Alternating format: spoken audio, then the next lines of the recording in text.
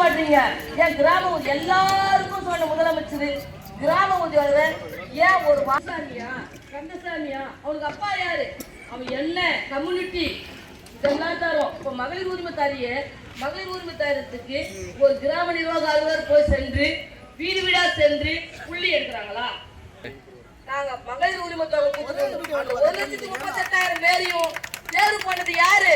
இந்த கிராம உதவியாளர், கிராமத்தில் அடிப்படையா இருக்கிற கிராம உதவியாளர். இன்னைக்கு நான் சிறப்பா இங்க நாங்க பணி செய்ய வச்சுதான் நீங்க அங்க பெருமையா சொல்லிக்கிறீங்க. நீங்க நாங்க சிறப்பா பணி செய்யல அப்படின்னா உங்களால பெருமையா சொல்ல முடியாது.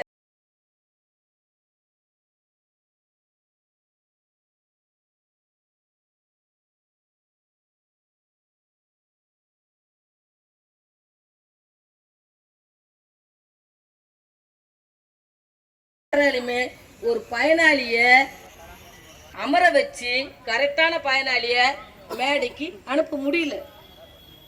ஏன் முடியல? ஏன்னா அவங்க இறங்கி வேலை செய்யல.